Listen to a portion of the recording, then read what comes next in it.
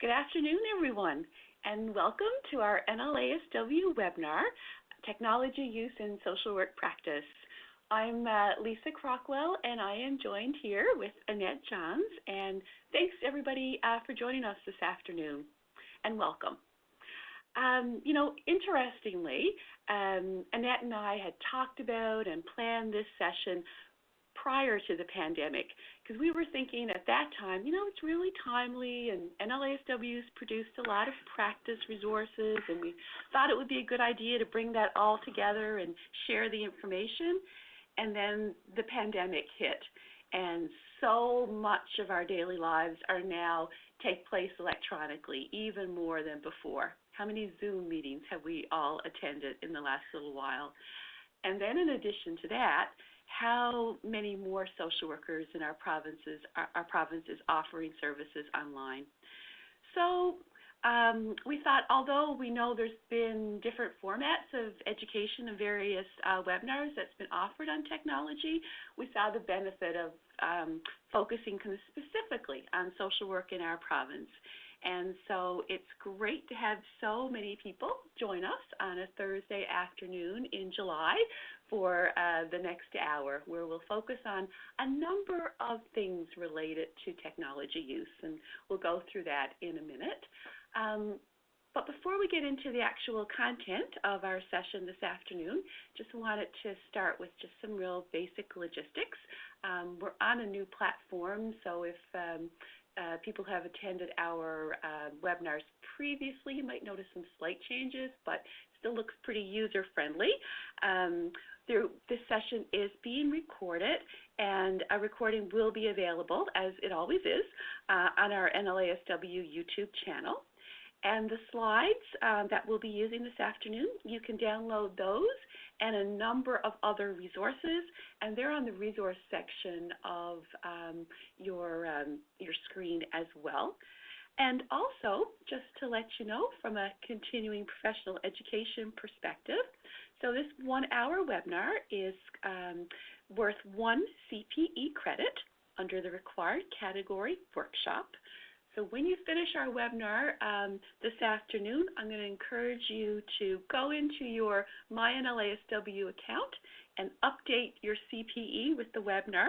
And believe me, you're going to thank yourself when it comes registration renewal time, because when you do that throughout the year, as I have learned from my own experience, when you do registration renewal, all you have to do is hit that transfer button and your CPE is submitted. All right, so that's the logistics. We will be taking questions throughout the webinar, and there's a question and answer chat function there on your screen as well, so feel free to submit questions at any time, and we'll pause at intervals and take some time toward the end as well. All right, so with that note, we'll get started with the definition and a couple of polling questions. So we're going to get you working right away, and then we're going to do an overview of what Annette and I are going to be covering throughout our time together.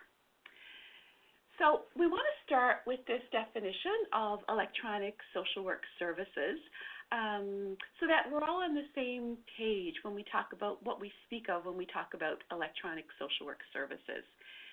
The definition that you see in front of you right now was developed by the Association of Social Work Boards, and NLASW is a member of the Association of Social Work Boards, and this is a North American organization dedicated to supporting social work regulation in Canada and the United States. And in 2014, there was an international task force was assembled to look at electronic practice in social work. Throughout the world, actually, there was representation from several countries. And Annette represented us from Canada, but also from our province, obviously, and she was really instrumental in the development of this definition and in those standards. And both of these documents are on our website.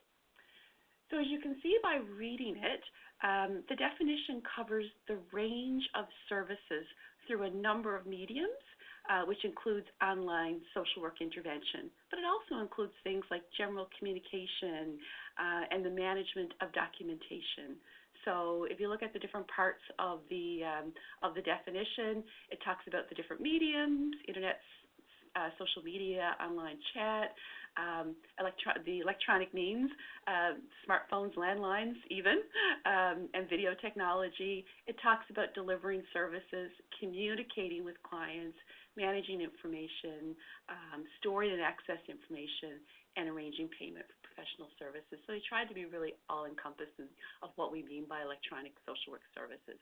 And that's the definition that, as we kind of move forward over the next hour, we're going to be referring back to. That's our context for our discussion here this afternoon.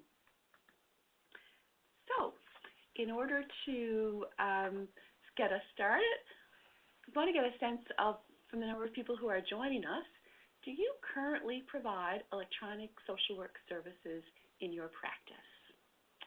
So if you answer that polling question there now by responding yes or no, we will see those answers come up on the screen, and there they are.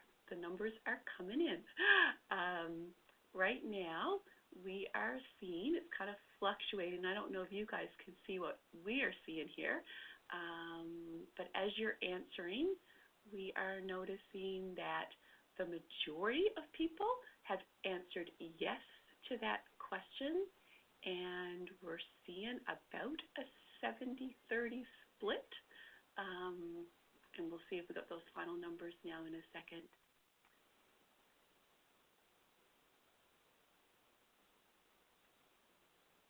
All right, we're looking at about, still kind of flicking there a little bit, but we're looking at about a 70-30 split on the number who said yes, that you do provide electronic social work services within the meaning of this definition in your practice, and we're seeing about, 38% that, we're at 62-38 right now. So that's a nice split of people who are and aren't, and that's great. So then that leads us to the second question, which is about context here and thinking about this definition. So those of you who do provide electronic social work services, did you provide them in your practice prior to COVID-19? So we're trying to get a sense here of if this is a new thing, or in terms of since the pandemic, or if you've been providing electronic services maybe for quite a while.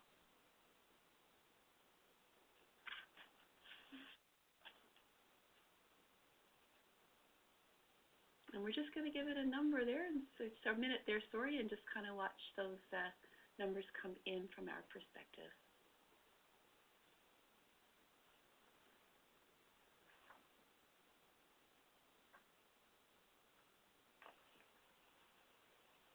Okay, so what we're seeing now is that of those who are providing electronic services, we see that we're about 50-50 again. The numbers are fluctuating. Right now I'm seeing 49% who are saying yes, and 52 who are saying no. So it sounds like, and this is not surprising at all, when the COVID-19 pandemic hit, of course, so much of social work practice by necessity had to move over online. So, and that's been an interesting journey, for sure for all of us. And I think so it kind of makes it timely in terms of hopefully the information that we're going to offer you this afternoon, and maybe some of the questions that you have. And feel free to ask any and all of them as we move forward. All right. So with that kind of context, in terms of framing some of our thoughts too, as we sort of talk about this topic, we have a few things we're going to try to cover within the hour. We want to present some of the considerations when you talk about virtual work with clients, and we're going to talk about those from a practice perspective. We're going to provide an overview of what the standards of practice pertaining to technology use in social work, what that says. And that kind of covers and sort of really aligns nicely with the practice issues. And we do have a lot of practice guidance on electronic practice. It's covered in the NLASW general standards of practice, plus we have additional ones for technology use in particular. And then, of course, we have a lot of complementary practice resources as well. We're going to talk about the whole issue of interjurisdictional practice. So what happens if you happen to have a client outside of Newfoundland and Labrador, and how does that work? We're going to spend a little bit of time exploring social media within the context of social work practice. If you noted, that was in part of that ASWB definition that we put up at the very beginning. And then we're going to kind of review and give you some practice tools and resources that we have here, and so hopefully that will assist as well. So I am going to turn it over, talk about policy and practice. I'm going to turn it over to Annette now, and she's going to take us through the next little part. Okay. Thank you, Lisa, and welcome everyone. Exciting to be here this afternoon presenting on this topic. So we just want to talk a little bit about some of the benefits and limitations on the use of technology in practice. So the use of technology in practice can certainly be very beneficial for clients, and you'll see the two columns there. It can certainly enhance access to services from a place that's more convenient for clients, eliminate time required for travel to and from sessions, and that could include canceled sessions due to unpredictable weather or road conditions. And many clients do find it a more confidential and private way to access services. And even now, as we're moving through the easing of restrictions in the province, and and more face-to-face sessions are becoming an option again, it's interesting that many clients are continuing to opt for electronic social work services because it's something that they've experienced and had a good experience with. And of course, electronic social work services can also aid in the continuity of care for people. So if you have people who are relocating to another community, another region of the province, or even another jurisdiction, providing services through electronic means can aid in that continuity of care. However, it does have to be the right fit for the client and for the social worker. So while the use of technology certainly has many, many benefits, we also have to be aware of what some of the limitations are when using this mode of service delivery. And some of those limitations do include the lack of visual cues and auditory cues, particularly when it's not video that's being used. So it might be the telephone, that's being used, for example. There might be delayed responses from both the client and or social worker. Confidentiality breaches, so for example, a client file that might be accessed by a third party, or a family member of a client overhears a therapy session. Also need to recognize that there may be technology failures when using technology, and we also have experienced that, I'm sure, in our practices, where a computer freezes up, or you lose an internet connection, or a phone call drops. Those are just some of the things that can happen prior to a session beginning, or right in the middle of a session, which can kind of throw people into a bit of a panic. So therefore, we need to be thinking about how do we address some of those limitations. And also, as we do with face-to-face sessions, looking at how we're going to handle those emergency-type situations. And the NLASW standards of practice, which we're going to go through, certainly provides a great starting point for working through and thinking about those issues in practice. So we now want to engage you again in another polling question, and this just looks at how familiar you are currently with the NLASW standards for technology. So we'll give you a few minutes to answer that, whether or not you're very familiar, somewhat familiar, or not familiar.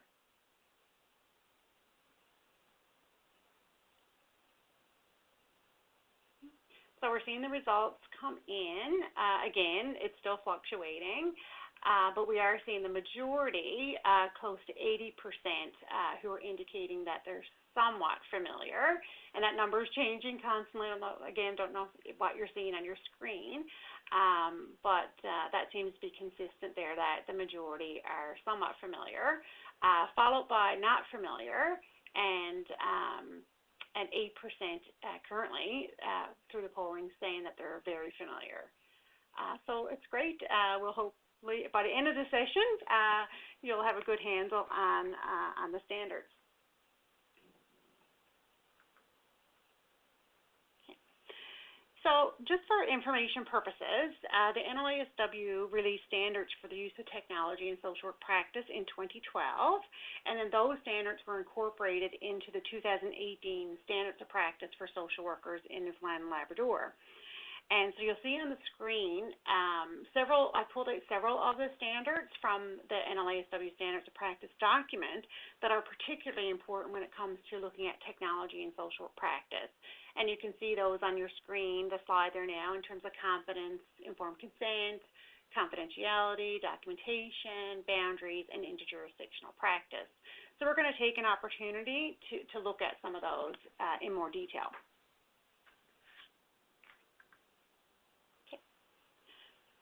So when delivering, first one we're going to look at, is competence. And when delivering electronic social work services, it's important for us as social workers to recognize our own competency pertaining to the use of technology.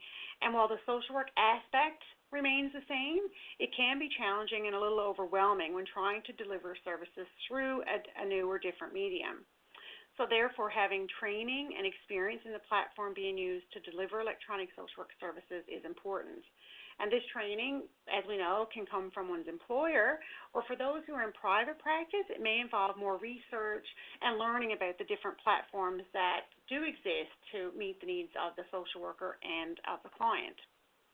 And the bullet pertaining to the evaluation of the effectiveness of the use of online technology in the best interest of clients is important. Because the social workers do need to ensure that the platform is a good fit for them and their clients, and that we screen clients to ensure that they're a good fit for electronic social work practice, electronic social work services, and that the social worker is able to competently provide those services through a virtual or electronic platform. And some clients may not be a fit for electronic social work services, and then like any other piece of practice, we would refer that person to another social worker or program as well. Okay. The next piece we want to look at is around informed consent. So informed consent, of course, is integral to the social worker-client relationship. And in addition to the issues covered in the informed consent process for in-person sessions, social workers using technology in practice should also ensure that clients understand what technology platform the social worker is using to provide services, the risks and benefits from electronic service delivery, including what we discussed earlier around the benefits and limitations, policies around privacy and confidentiality. For example, clients may want to know what you're doing to protect their privacy. So is it encrypted emails? How is their personal health information being stored, etc.? And what will happen in the event of a technology failure? Is there a backup plan? Does the social worker have contact information for the client to reach them quickly? And how electronic communication pertaining to emergencies or time-sensitive matters will be handled. So, for example, letting clients know how often messages are checked, for example, or the type of electronic communication that's appropriate. Through the informed consent process, social workers can let clients know how emergencies outside of regularly scheduled sessions will be handled. So, and what community resources are available to the person, for example, the mental health crisis line.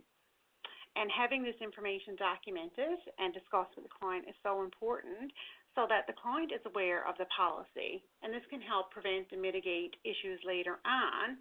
And through the whole informed consent process, it truly allows the client to make a fully informed decision about engaging in electronic social work services.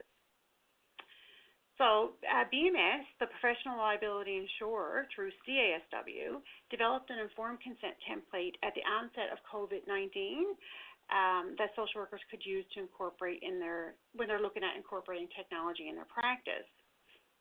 This consent form, though, is not specific to COVID-19 and can be used and adapted for your practice.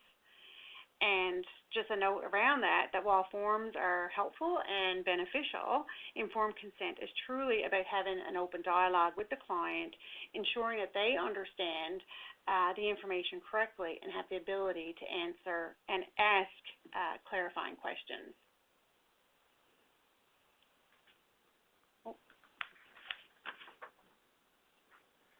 So the next standard that we want to look at is certainly around confidentiality and privacy.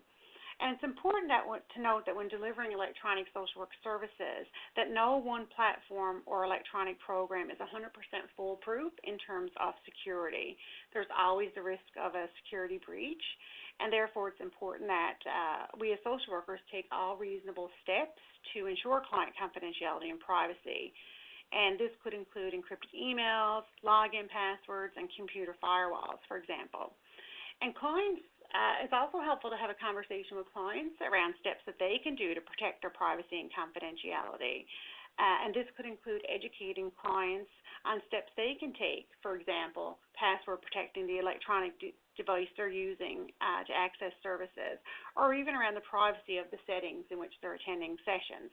So, for example, if you're sitting in your car and you're on your speakerphone in your car, people outside the car can hear the conversation. So if you have a client or even the social worker who's doing a session, in that kind of format, then the conversation could be heard outside.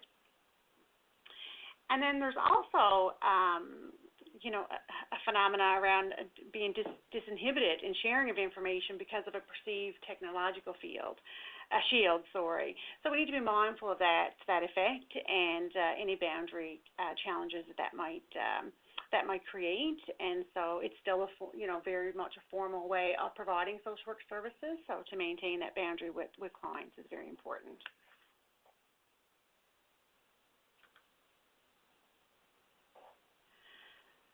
So now just to look at the issue of documentation, which we know is crucial for ensuring continuity of client care and demonstrates professional accountability. And we know that documentation should be timely and complete. And when services are delivered electronically, it's important to have this documented in the client file, along with all the appropriate informed consent pieces. And as noted in the standards of practice, electronic communication from a client, so for example, emails or texts or phone messages that are of clinical significance should also be documented in the client file. So letting clients know about that is extremely important. So the NLASW Ethics Committee has developed several resources that social workers can use to ensure best practices for informed consent and documentation. In 2017, the committee developed a self-assessment tool for informed consent and documentation that really provides a user-friendly checklist that we can use when evaluating our own documentation and informed consent processes. The committee also introduced a new practice resource in 2019 called Documentation Matters that provides succinct and clear tips pertaining to social work documentation. The latest publications explore the questions of what things should I consider pertaining to the documentation of electronic social work services and things to consider in the documentation of informed consent. The one pertaining to electronic practice is included in the handout section of the webinar platform today, and all of our resources can be accessed on the NLASW website under the Practice Resources tab. So Annette's kind of taken us through the some of the highlights of the standards of practice and how that connects to electronic practice. One of those standards she referenced earlier relates to other jurisdictions. So another polling question for you now as we get into the next section. So if a social worker is registered in Newfoundland and Labrador, can they automatically provide social work services to individuals living in national and international jurisdictions? So you can answer yes, no, and in some circumstances. And we got about a 70-30 split, saying 70%, and it's changing there, are saying no, and about 30-ish are saying in some circumstances. So in our next section now, we're going to kind of explore the answer to this question. So when you think about electronic practice across jurisdictions, so you're either a social worker in Newfoundland and Labrador registered and your client resides in Newfoundland and Labrador, or you're a social worker here and your client resides in another jurisdiction, or we also have the issue, and we've certainly not just since COVID, but before, of social workers in other jurisdictions, other Canadian jurisdictions, offering services here in Newfoundland and Labrador. So, when Annette was going through the standards, one of the things that's really clear is electronic practice, you got the same ethical obligations, the same sound practice approaches. So what we're doing is we're adapting social work practice for an electronic medium. So it's not a different form of therapy, it's a different medium offered through a different location. And so when we think about electronic practice from a registration perspective, it's all about location and trying to decide that. And interestingly, the laws of, registration and professional regulation in general, they were designed for in-person care. The electronic pieces of how we have practice now across boundaries, the laws are not set up to do that. And so what we've all had to do is try to figure it out with policy that's in compliance with the law. And so that's been one of the challenges in trying to sort this out. Those of you who answered no on the polling question in terms of can you practice across jurisdictions without looking at a number of factors, generally you can't. And so we're going to go through some of them, but we're going to do it using a scenario. So if you look at our private practitioner, Kate. So she is providing services here in Newfoundland and Labrador. She's registered with the NLASW, and one of her clients that she's been seeing for a while has moved to another province.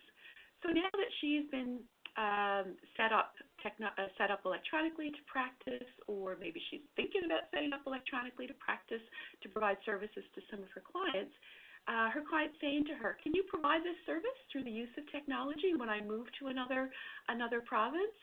And Kate's kind of thinking about it. And so when you think about it, what are some of the things that she should consider? Newfoundland social worker, Newfoundland Labrador, residing here, private practitioner, client in another Canadian province.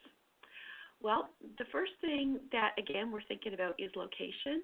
So one good thing now about offering services in Canada across provincial borders is, I think, as a country, we're getting much better at that. And so it's much easier to provide electronic services or to know what some of the issues are when we're providing them across provinces.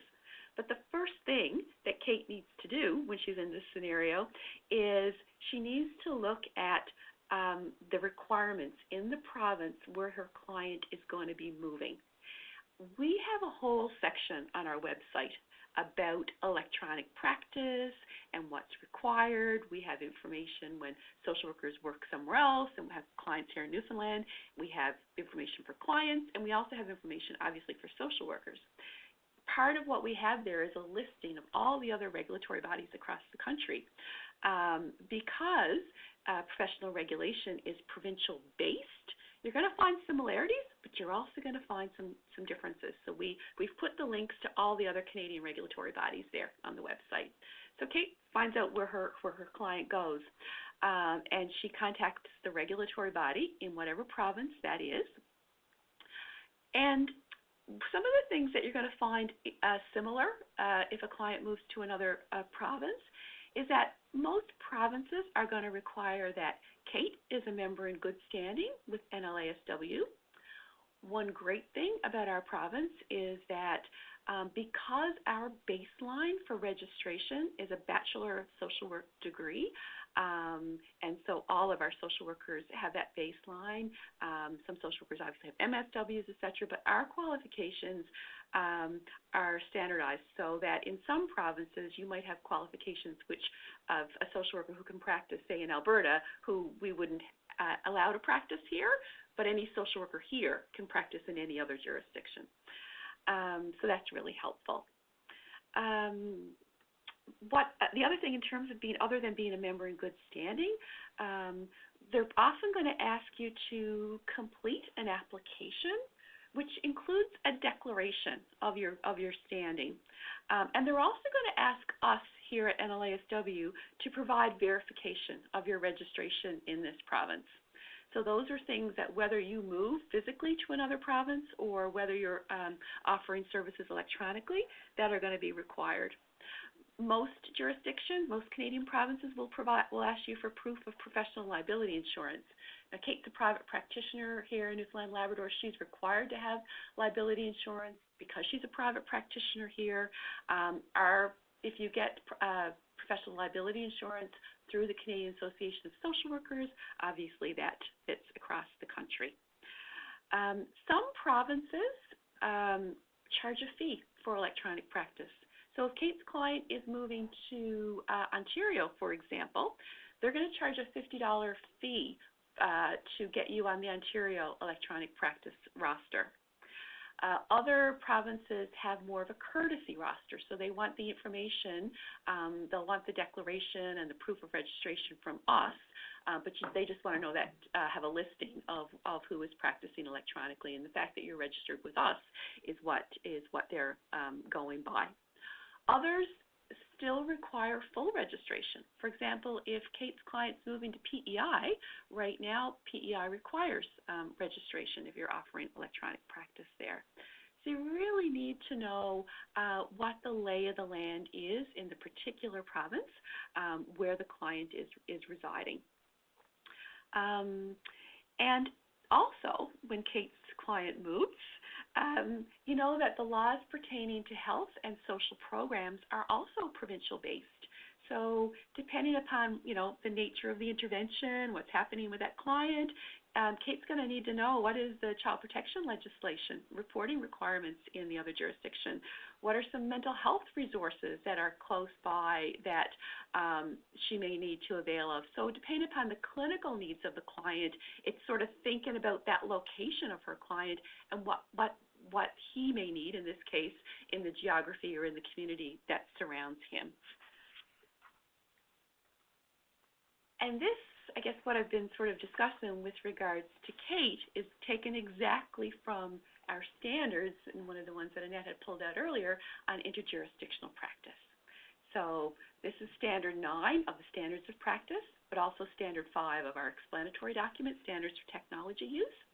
Interjurisdictional practice, we have a responsibility to be aware of the interjurisdictional issues when we're providing therapy or social work services. So you have to comply with the regulatory requirements in the jurisdiction in which you're residing. So for us, as a registered social worker here in Newfoundland and Labrador, I have to comply with this, but also the jurisdiction where the client is residing as well. And that's why we've moved from that sort of, it was never really clear before, to requiring complete registration, to now having a sort of more forms for electronic practice registration in most Canadian provinces. Now, in this scenario, Kate's client was moving to another province, but we often have questions, well, what about my clients going down to the States? They're moving to the U.S., they're moving somewhere else. How does that work? And from the standard actually remains the same. It doesn't matter where that client is going, so you need to contact the regulatory authority in the relevant state and find out, if it's the U.S., to find out their requirements. If it is a U.S. state, most would require you to get a license in that state, and the states require completion of the entry to practice exam as a component of that license. So that's another piece. You'll also need to ensure that you have professional liability insurance, which is valid in the U.S. Now, the CASW professional liability insurance that most of us carry here in this province does cover us across borders. But as long as you're complying with the law in the state where you are providing the jurisdiction, so it's not okay just to have the liability insurance, you got to have the second piece as well, because it's all about scope of practice and complying with the legislation in that jurisdiction. For example, like in the States, you might have to have a certain type of license. Where we have one type of registration here in this province, you might have various types of licenses in some states, for example, to provide various types of intervention. So all of that is factored in. If you do have an interest in practicing electronically in the U.S., really strongly encourage you to check out the website of the Association of Social Work Boards. It's aswb.org. They have a whole section on mobility as well, and a registry for social workers who may want to register or be licensed in multiple states. We've also had the question, certainly before and in the past about other countries. And so our experience so far is really consistent in that these standards still apply. You need to contact the regulatory body where your client is residing. And we know, because we've had inquiries about the UK and Ireland, for example, we know you have to be registered in those jurisdictions, and that generally is, from our experience of sort of looking at it ourselves, that those tend to be what the requirements are. So there's a lot of, thought that goes into once your client is kind of moving to another jurisdiction. And so those are certainly some of the sort of more like registration pieces and insurance pieces that need to be considered.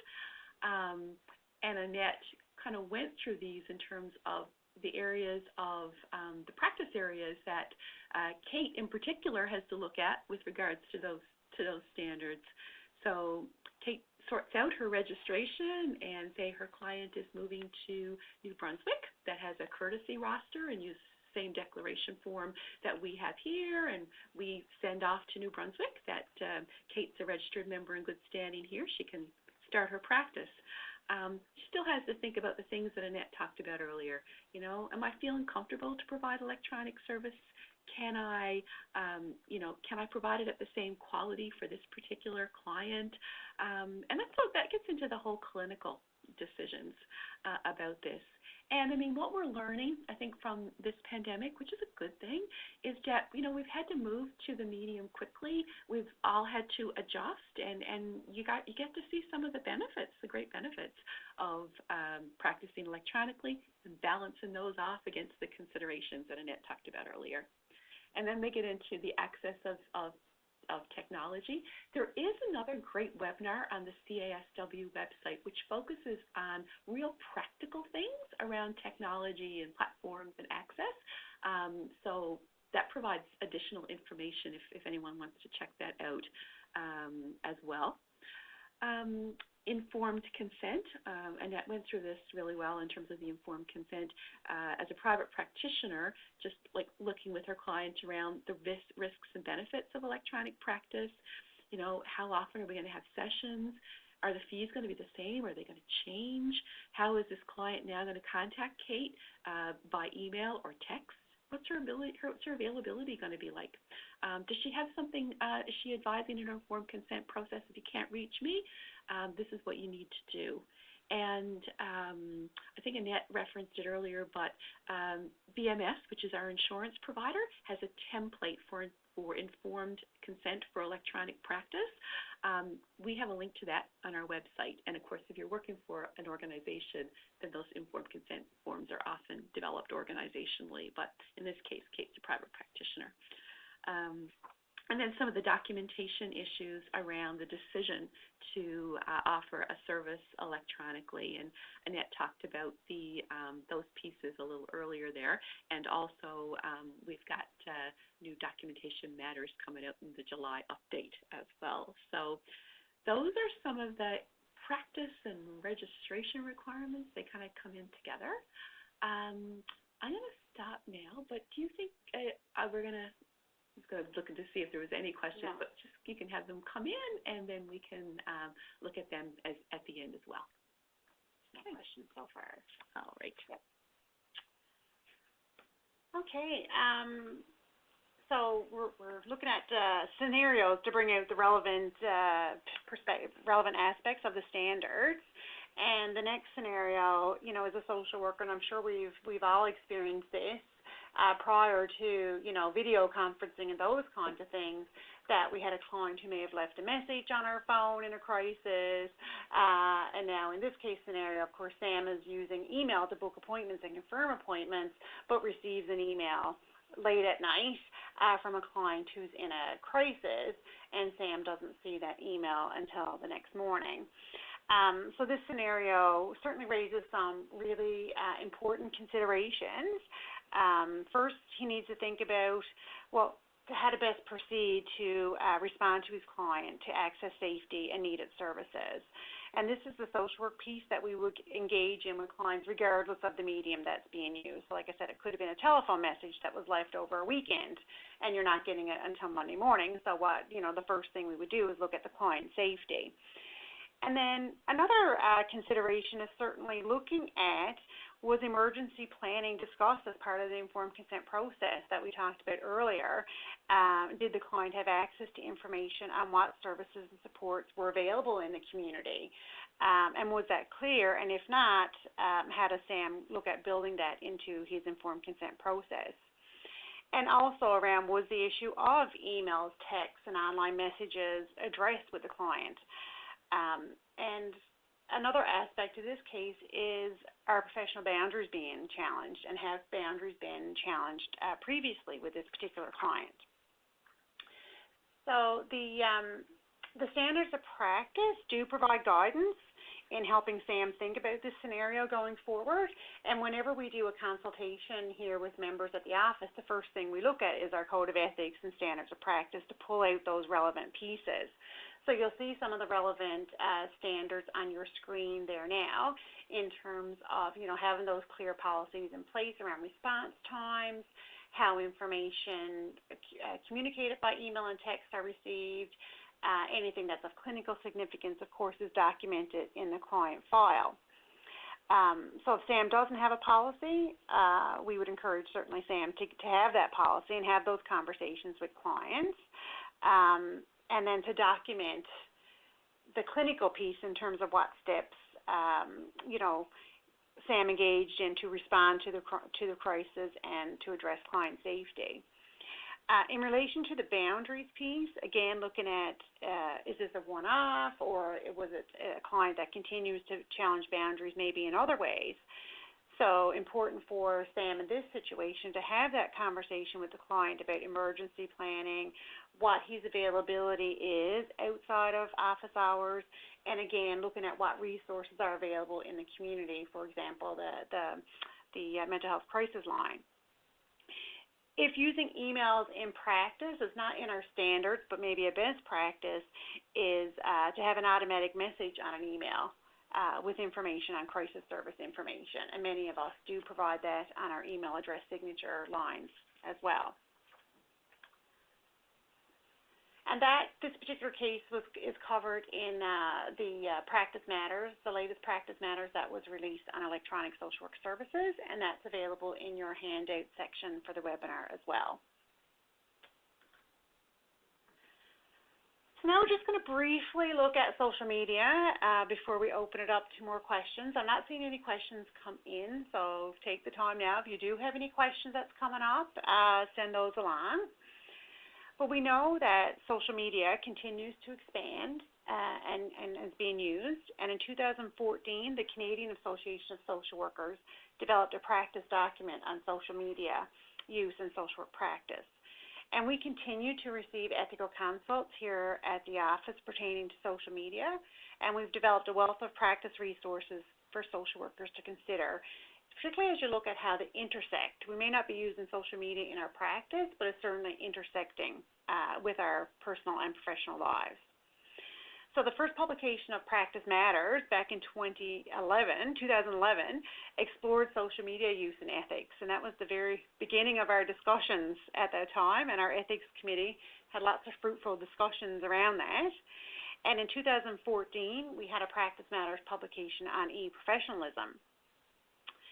All this is included in your webinar package. The topic of e-professionalism was also explored in our 2015 annual education event that we hosted with our nursing colleagues. And the recording from that session is still available on our NLASW YouTube channel. So if you missed that in 2015, you still have an opportunity to go in and view that. So as we're talking about social media and with some of the consultations that we've had, we're just going to explore that a little bit more in terms of some case scenarios. So the first scenario that we're going to look at is a social worker in a nonprofit who provides services and financial support to assist single moms. any colleagues suggest in a meeting that they should be using social media to check up on clients to ensure that they're meeting the criteria of the program. Funds are limited, and they want to make sure that the services and supports are going to the appropriate clientele. So some staff are in agreement, while others are not so sure, and people want to know what some of the ethical considerations. And we've had several consults along these lines of this case scenario over the years. So we thought it'd be helpful to have a discussion around it.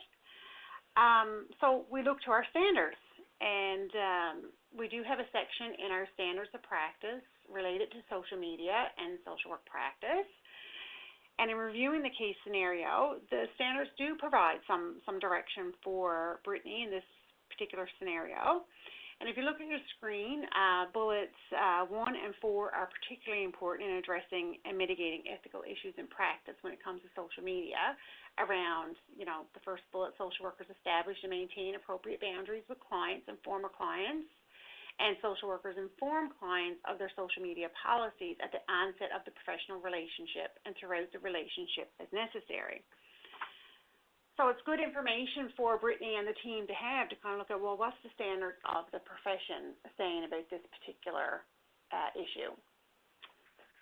And then, of course, we know that reflection and discussion is always helpful, and I can't tell you how many interesting discussions we've had at ethics around some of this in terms of different areas of practice and what people would consider reasonable, and when might you look on social media, and how do you handle some of those issues.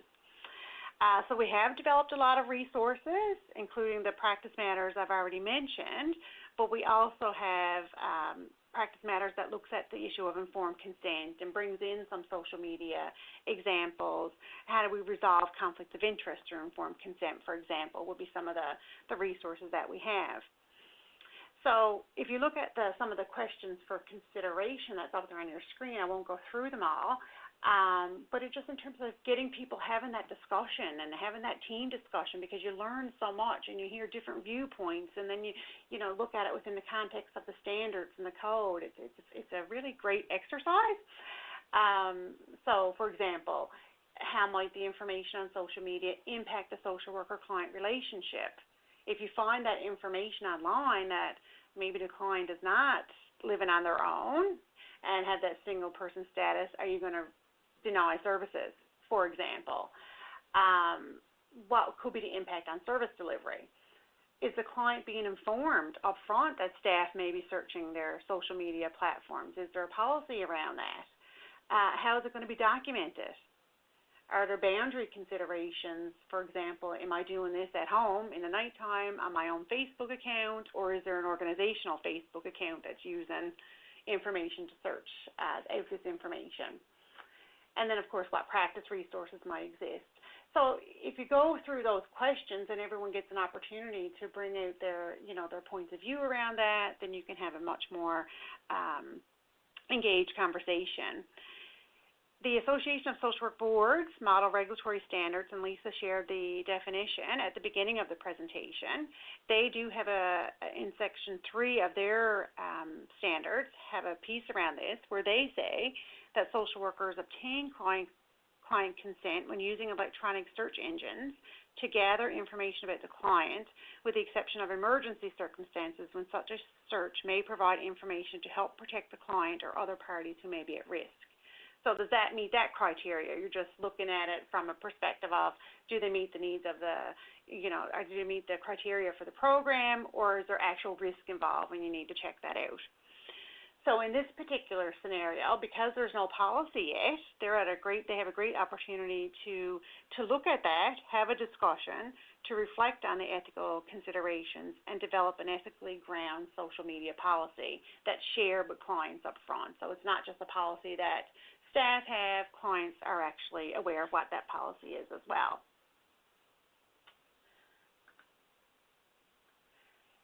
And our last scenario, while not related to service delivery, it is a scenario that's arisen, and there is the potential for services, social work services and client services, to be impacted. So in this particular scenario, a social worker, Jessica, is upset with things that have been going on at work and with colleagues, and decides to vent some of her frustrations on Facebook. And while not naming colleagues, she does say where she works and makes some, pretty descriptive comments about her colleagues on the Facebook posting.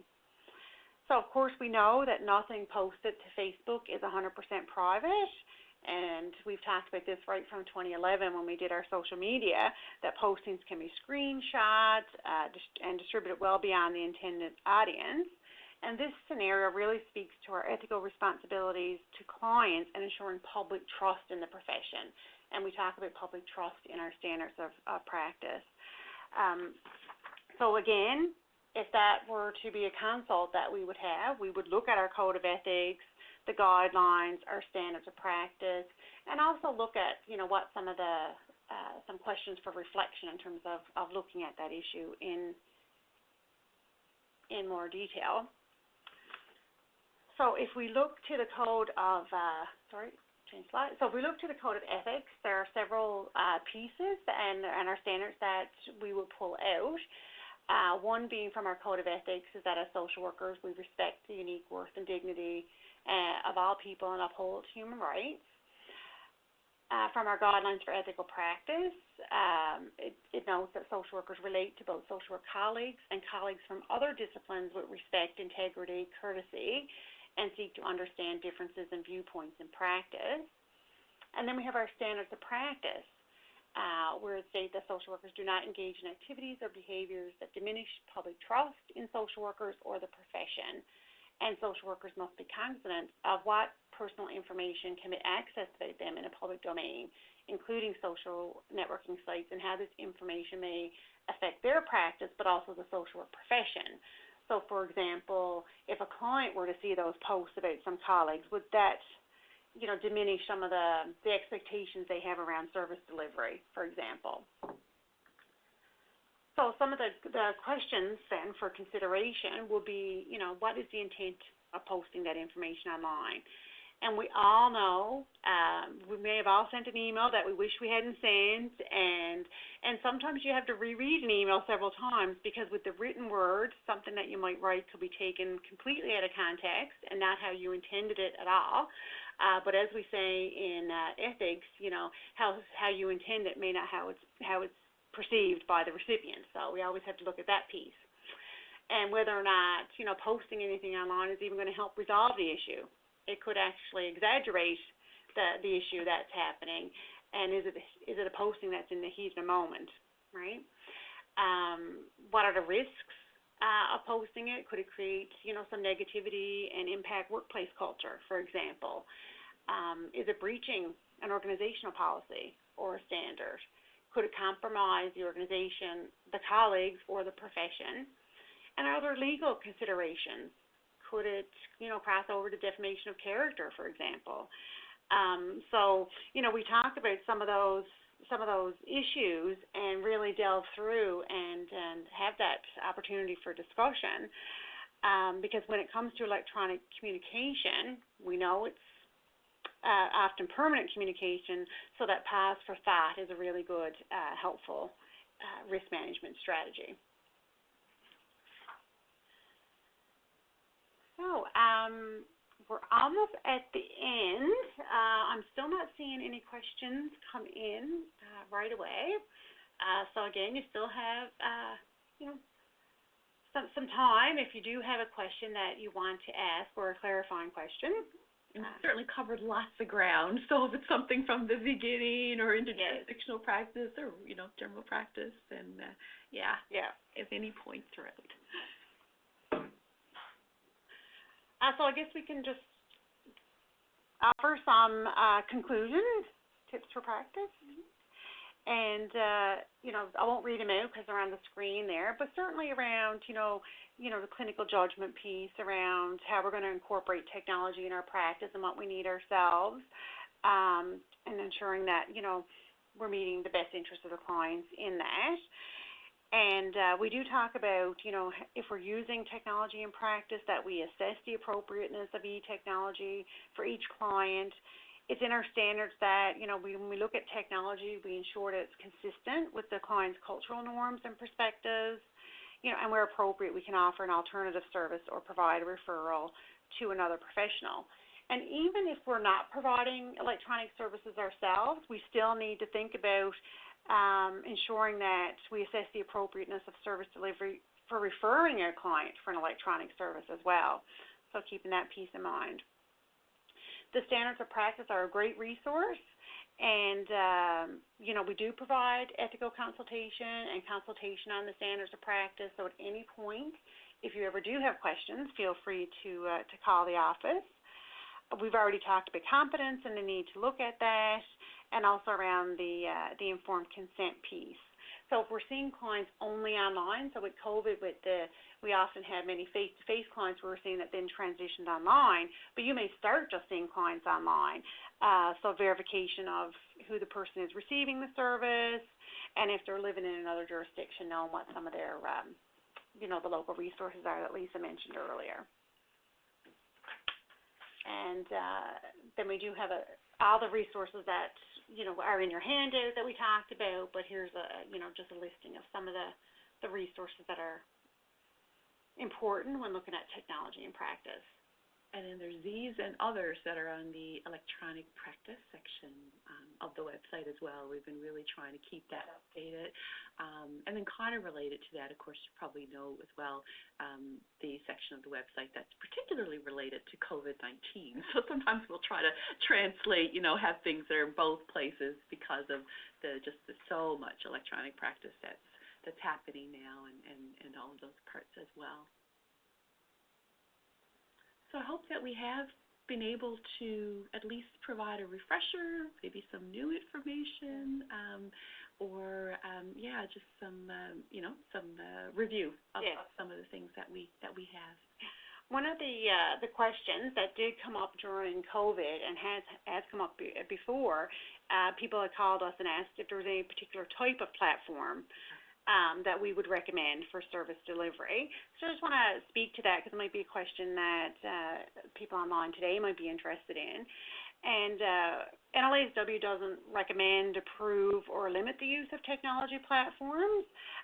Really what we say is that the technology platform, social workers may prefer when that works best for them, or for the organization might be using a certain platform. So really we need to look at the different platforms in terms of confidentiality and privacy of clients, for example, making sure that it's compliant with privacy legislation. Generally, free, publicly available platforms may not be as secure as some of the fee-based services.